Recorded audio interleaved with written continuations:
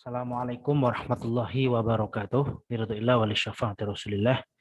Wa khususan li musannif fi hadzal kitab Al-Fatihah. Bismillahirrahmanirrahim. Alhamdulillah rabbil alamin. Ar-Rahmanir Rahim. Maliki yaumiddin. Iyyaka na'budu wa iyyaka nasta'in. Ihdinas siratal mustaqim. Siratal ladzina an'amta 'alaihim ghairil maghdubi 'alaihim waladdallin. Amin. Bismillah, masih bersama saya Ahmad Hujjaj Nur Rahim dalam kajian kitab Fathul Qorib karya Muhammad Ibnu Qasim Al-Ghazi dalam bab nikah yang kali ini kita di bagian ke-6. Qala al-musannifu rahimallahu taala wa nafa'ana bi 'ulumihi wa 'ulumis sa'iris salafis sholihin fid darin amin. Faslun, ay hadza faslun. Wal walimatu adapun walimah itu 'alal ursyi, wal walimatu adapun walimah 'alal ursyi atas mantenan atau pernikahan itu mustahabatun disunahkan. Jadi walimah itu disunahkan untuk acara mantenan. Walimah itu ya kalau diterjemahkan banyak terjemahnya. Ada istilah hajatan, ada istilahnya barang gawe dan sebagainya. Ya intinya walimah lah, pesta. Pesta atas kebahagiaan menikah. Itu namanya walimah. Wal murudu adapun yang dimaksudkan biha dengan walimah itu to'amun makanan. Yutakhudu yang diambil apa to'am lil ursi untuk pengantin. Jadi yang disebut dengan walimah ya makanan yang diambil, dinikmati karena ada acara mantenan. Waqala asy-Syafi'i, waqala dan berkata, siapa asy-Syafi'i? Imam Syafi'i. Tusaddaku disedekahkan. Apa al-walimatu? Walimah. Ala kulli da'watin atas semua undangan. Dihadisi sururin karena datangnya kebahagiaan. Jadi menurut Imam Syafi'i walimah itu untuk semua undangan kebahagiaan. Wa aqalluha adapun minimal daripada walimah lil mukthiri untuk orang yang kaya itu satu kambing. Walil muqilli dan bagi orang yang miskin apa yang tayasaro yang mudah baginya. Jadi walimah itu bagi orang yang kaya minimal nyembelih satu kambing. Dan bagi orang yang miskin ya semampunya lah. Ayam, apa telur, apa sayur mayur, apa tempe, apa tahu gitu kan. Ya semampunya. Wa anwa'uha adapun macam-macamnya walimah itu kathirotun banyak. Madhkuratun yang disebutkan fil mutawwalati di dalam kitab-kitab yang panjang pembahasannya. Wal ijabatu adapun ijabah atau menghadiri ilaiha kepada walimah ay walimatul ursi maksudnya adalah ay walimatil ursi maksudnya adalah walimatul urs walimah pernikahan itu wajibatun wajib ay fardu ainin maksudnya adalah fardu ain fil ashah menurut pendapat yang ashah. Maksudnya di sini adalah bahwa menghadiri walimah itu hukumnya wajib. Bagi yang diundang wajib datang. Fardhu ainin. Wala yajibu dan tidak wajib apa al-aqlu makan minha dari walimah fil ashah menurut qaul yang ashah. Nah, tapi wajib hadir tidak wajib makan ya. Ya karena bisa jadi makanannya kurang cocok gitu kan atau sedang puasa itu kan ya nggak wajib makan. Tapi wajib hadir. Amal ijabatu adapun datang lihoiri walimatul ursi untuk selain walimatul urs min baqiyatil walaimi dari walimah-walimah yang lain itu falaisat maka tidak ada apa ijabah itu fardhu ainin fardhu ain. Balhiya balik adapun ijabah itu sunnatun sunnah. Jadi walimah itu kan banyak ya, ada walimah mantenan, ada walimah sunatan, ada walimah ulang tahun dan sebagainya itu yang wajib hanya walimatul urs. Walimah khitanan dan sebagainya itu tidak wajib. Wa inna matajibu dan sesungguhnya hanya wajib apa al ijabatu hadir menghadiri liwalimatil ursi, untuk walimatul urs, autusannu atau disunahkan, lighairiha, kepada selain walimatul urs, bisyarti an la yakhusso, dengan syarat tidak mengkhususkan siapa adai, orang yang mengundang, al-ahniya'a, kepada orang-orang kaya saja, bidakwati, dengan undangan. Bal yad'uhum, tetapi ad-da'i itu mengundang ahniya wal fuqara'a, dan orang-orang fakir. Wa an yad'uhum, dan da'i mengundang ahniya dan fuqara itu fil yaumi, di dalam hari al-awali yang pertama. Jadi tadi disebutkan bahwa walimah mantenan hukumnya wajib dihadiri, walimah yang lain hukumnya sunnah. Itu ada syarat-syaratnya. Yang pertama syaratnya adalah Allah yakhussu ad-da'i al-aghniya bid dakwah. Tidak ada pembedaan, pemisahan antara orang-orang kaya dan orang-orang miskin di dalam ahniya, di dalam walimah. Kalau ada pembedaan antara orang-orang miskin dan orang-orang kaya, maka hukumnya nanti jadi tidak wajib. Karena ada diskriminasi antara orang kaya dan orang miskin. Wa an yad'uhum bil yaumil awal, dan kewajiban untuk menghadiri walimah itu ada di hari pertama. Jika walimahnya diadakan beberapa hari. Fa in aulama, maka jika berwalimah siapa da'i thalathata ayamin, di dalam 3 hari, lam tajib, maka tidak wajib apa il ijabatu, menghadirinya fil yaumi, di dalam hari asani yang kedua. Bal tustahabbu, tetapi disunahkan apa al-ijabah wa tukrahu, dan dimakruhkan apa al-ijabah fil yaumi asalis, di dalam hari yang ketiga. Tadi wajib atau wajibnya itu kan di hari pertama. Bagaimana jika 3 hari berturut-turut?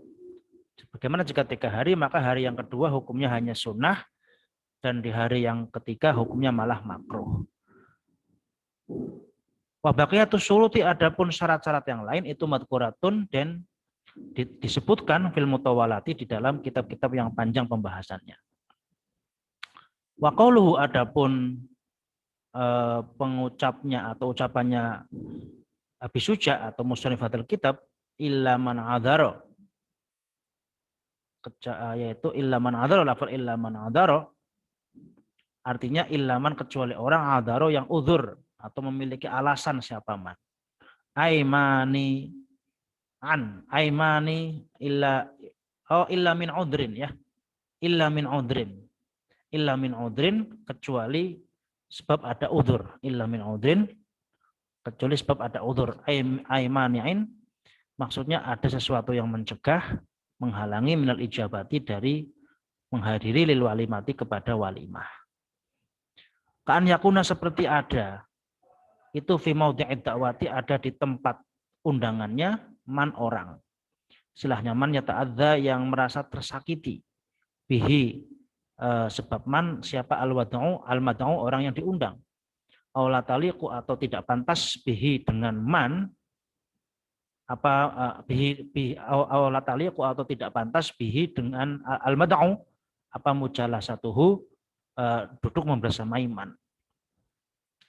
Walimah itu wajib hukumnya didatangin, dihadirin ketika tidak ada uzur. Ya, contohnya uzur itu ya ada seseorang yang, jika ada seseorang di acara walimah itu yang dapat menyakiti orang yang diundang. Misalkan kita datang ke sebuah walimah, di sana ada orang yang kalau kita datang kita dibully gitu kan. Dia orangnya suka bully. Kita nggak mau dibully sama orang itu, ya udah kita nggak usah datang. Atau orang yang tidak pantas untuk kita duduk bersama dengannya. Misalkan ada orang yang jahat gitu ya. Ada orang yang fasik, yang kalau kita duduk bersamanya itu nggak pantas lah. Maka kita tidak wajib datang. Intinya kita harus melaksanakan atau mendatangi walimah itu ketika tidak ada halangan. Termasuk halangan ya terlalu jauh tempatnya ya. Kita diundang walimah ke Malaysia, tapi nggak dibeliin tiket gitu kan. Atau kita sudah ada acara gitu kan, ya tidak masalah. Jadi walimah itu datang jika kita lego, jika kita ada waktu lah untuk datang. Faslun ay hadza faslun fi ahkamil qasmi. Di dalam hukum-hukum menjelaskan tentang hukum-hukum qasam atau membagi waktu buat istri. Wa nusyuzi dan nusyush. Al-awalu adapun yang pertama itu min jihati zauji dari sisi suami. Wathani adapun yang kedua itu min jihatil zaujati dari sisi istri. Min jihati zauji dari arah suami, wathani adapun yang kedua itu min jihati zaujati dari sisi istri. Wa makna nususiha adapun makna nususnya zaujah itu irtifa'uha menghilangkannya zaujah an ada'il haqi dari melakukan kewajiban al-wajibi yang wajib apa hak alaiha atas zaujah. Jadi kita akan membahas tentang qasam bagi waktu buat istri-istri, ini bagi suami dan juga nusus bagi istri. Nah, apa itu nusus? Nusus itu adalah seorang istri tidak mau menjalankan kewajiban. Seorang istri tidak mau menjalankan kewajiban sebagai istri. Jadi al-haq itu dalam bahasa Arab itu artinya bukan hanya hak, tapi hak juga bisa berarti kewajiban. Jadi kewajiban dan hak itu dalam bahasa Arab hukumnya sama. Nah nanti kalau al-haqqu 'alaiha maka itu kewajiban. Tapi al-haqqu laha itu adalah hak, seperti itu. Hak dan kewajiban diartikan dalam bahasa Arab sebagai kalimat al-haq, seperti itu ya. Jadi yang disebut dengan nusus adalah seorang perempuan tidak menunaikan kewajiban-kewajibannya. Itu namanya nusus. Wa idza kana dan jika ada itu fi ismati syahsin di dalam pangkuan seorang laki-laki apa zaujatani dua istri faktor maka lebih banyak la yajibu maka tidak wajib alaihi kepada atau atas syahsin apa al-qasmu bagi rata bainahuma antara dua istri atau bainahuna atau di antara istri yang lebih dari dua hatta law a'rada sehingga jika berpaling siapa sahas anhunna dari istri-istri yang lebih dari dua au anil wahidati atau dari satu istri falam yabit maka dia tidak menginap indahunna di samping istri-istrinya au indaha atau di samping satu istrinya lam ya'tham maka dia tidak berdosa. Siapa sahas. Jadi qasam atau membagi istri itu bukan sebuah kewajiban. Artinya jika menganggurkan semuanya. Jika seorang suami punya istri lebih dari satu. Kemudian dianggurkan, tidak diapa-apain. Suaminya pergi terus misalkan. Ya kalau dalam konteks sekarang misalkan ada seorang suami kerjanya di luar negeri gitu. Istrinya dua di Indonesia. Itu dianggurkan namanya, ditinggal kerja. Itu tidak masalah. Tidak menjadi masalah karena menggauli istri itu bukan sebuah kewajiban. Baik itu istrinya satu maupun istrinya banyak. Jadi ditinggalkan, tidak digauli itu tidak masalah, tidak menjadi dosa. Falam yabit indahunna aw indaha lam ya'tham. Tidak ada kewajiban untuk menggauli istri. Meskipun sebaiknya kalau tidak berpisah ya digauli supaya lebih harmonis. Kan tujuan menikah adalah untuk keharmonisan rumah tangga. Ya buat apa menikah kalau tidak digauli kan begitu. Nah, tapi hukum itu kan tidak seketat itu, tidak sesaklek itu. Jadi kadang-kadang ada kasus di mana seorang suami harus pergi jauh dan dalam waktu yang sangat lama.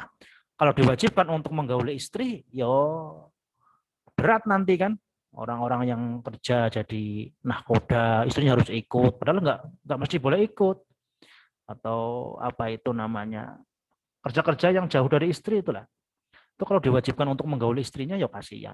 Hukum itu kan longgar sebenarnya. Jadi begitu. Jadi menganggurkan, tidak membagi secara tidak membagi jatah istri itu nggak masalah seperti itu ya. Tapi kalau sudah menggauli salah satunya, maka yang lain harus digauli juga. Maksudnya diinepin lah. Walakin yustahabu, tetapi disunahkan apa alla yu'attilahunna untuk tidak menganggurkan siapa sahas kepada istri-istrinya minal mabiti dari menginap di rumahnya. Walal wahidata dan tidak menganggurkan satu istri saja aidon dengan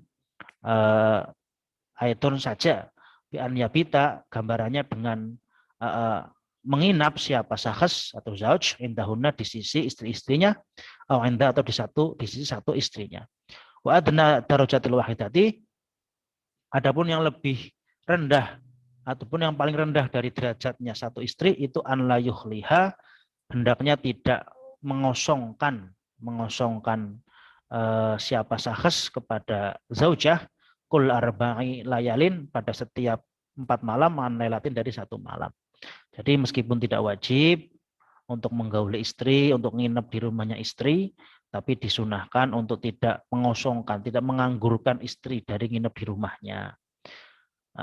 Ya minimal satu istri itu 4 malam sehari 1 malam. Jadi 1 malam dalam 4 malam. Ya, selama 4 malam, Senin, Selasa, Rabu, Kamis, itu 1 malam ada di rumah istri. Itu minimal seperti itu. Kalau bisa ya dalam pernikahan supaya harmonis, tiap hari ingin bersama istri kan lebih harmonis. Baik, itu saja yang bisa saya sampaikan pada kesempatan kali ini. Kita akan ketemu lagi di pertemuan berikutnya. Wassalamualaikum warahmatullahi wabarakatuh.